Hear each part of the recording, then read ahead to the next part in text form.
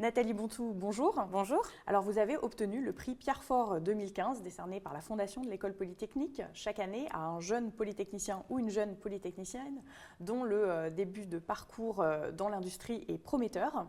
Cette distinction récompense votre parcours chez Agilent Technologies, puisque après seulement 8 ans passés au sein de cette entreprise, vous avez déjà obtenu le poste de directrice des opérations commerciales pour le diagnostic et la génomique à l'international. Alors, comment expliquez-vous cette rapide évolution ? Plusieurs choses. Je pense que j'ai fait preuve d'énormément de flexibilité et d'adaptabilité.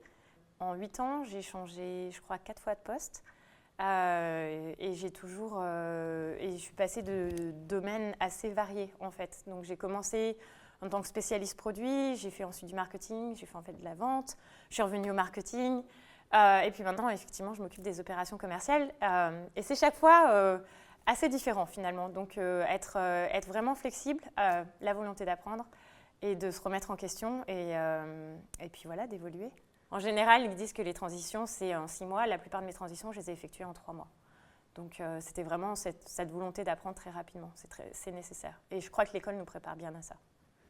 Alors, qu'est-ce que représente le prix Pierre Faure qui vous a été remis aujourd'hui par Denis Ranque, le président de la Fondation de l'École Polytechnique ?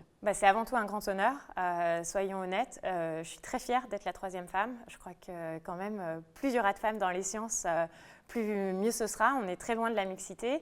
En fait, quand j'ai vu l'annonce pour le prix, c'était assez marrant parce que je me suis dit, tiens, ce prix, ça fait 10 ans que je suis sortie d'école, pourquoi je n'ai jamais fait attention ?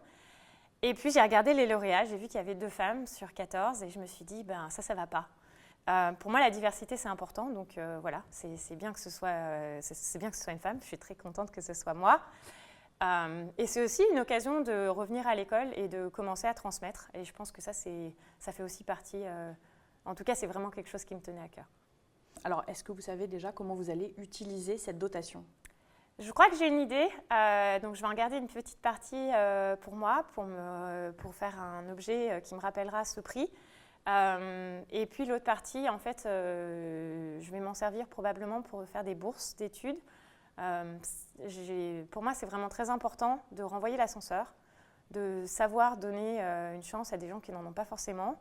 Je pense que quand on est à l'IX, c'est aussi parce qu'il y a plein de gens qui nous ont fait confiance ou nous ont donné une chance à un moment ou à un autre, nous ont donné envie et c'est quelque chose que j'ai envie de transmettre. Donc ça ira dans ce sens-là.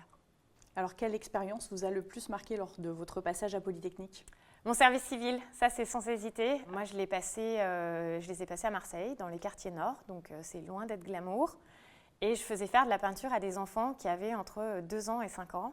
C'était très enrichissant et l'idée c'était justement d'apporter l'art dans des endroits qui n'ont pas accès.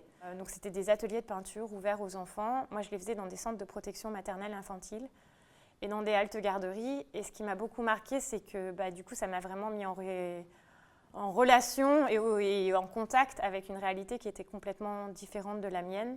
Et c'est là où on se rend compte de la chance qu'on a, en fait. Et c'est vraiment quelque chose qui m'a marqué. Et c'est aussi pour ça que, pour moi, renvoyer l'ascenseur, c'est aussi important. Et essayer à ma manière, de contribuer à cette mixité, à cette diversité et faire en sorte qu'il y ait plus de personnes qui aient accès à la culture et à l'éducation. Alors, vous êtes titulaire d'une thèse que vous avez obtenue après votre diplôme de l'École Polytechnique et vous êtes d'ailleurs reconnue comme l'une des pionnières dans la recherche dans le domaine microfluidique. Vous avez donc franchi le pas en passant de la recherche vers l'entrepreneuriat chez Agilent Technologies. En quoi votre formation à Polytechnique vous a-t-elle donné le goût d'entreprendre, d'une part, et puis le goût pour la recherche, d'autre part ? Alors, je vais commencer par la deuxième partie, c'est plus facile. Le goût pour la recherche, je crois que vraiment à l'IX, on est dans un environnement scientifique exceptionnel. Je ne pense pas qu'il y ait de comparaison, en tout cas en France. Il y a vraiment les meilleurs professeurs du monde qui sont recrutés par l'école. Et ça peut que donner envie. Pour le goût d'entreprendre, je crois que c'est plus personnel. Je sais que l'école a fait beaucoup de choses depuis, puisque moi je fais partie de la promotion 99, donc ça fait un petit moment que j'ai fini. Mais c'est vraiment une décision personnelle et je crois que c'est justement un petit peu l'image du polytechnicien, c'est pas forcément l'image de l'entrepreneur. Je pense que ce serait bien qu'on casse ça. Mais du coup, c'est vrai qu'on n'est pas forcément attendu dans ce domaine-là. Alors, vous êtes intervenu au Women's Forum en 2013. Quel message vous souhaiteriez faire passer aujourd'hui aux jeunes femmes en particulier? Au Women's Forum, je crois qu'il y a 80 ou 90% de femmes et 20% d'hommes.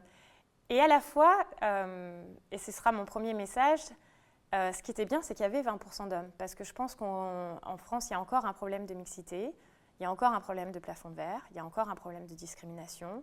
Vous entendez encore « Ah oui, mais ça, toi, tu pleures parce que tu es une femme ». Franchement, c'est ridicule. Du coup, comme on n'y est pas encore à la parité, bah oui, il faut se battre, il faut en avoir conscience. Le réseau, c'est très important. Il ne faut pas penser que vous êtes la seule à avoir ces problèmes-là, c'est l'erreur qu'on a toutes fait. Et puis quand on parle à des femmes plus âgées, on se rend compte que finalement, notre parcours, il est très très banal. Donc, contactez des anciennes, prenez des mentors hommes et femmes, et puis voilà, et avancez, et n'ayez pas peur. Je vous remercie, Nathalie Monteau. Merci.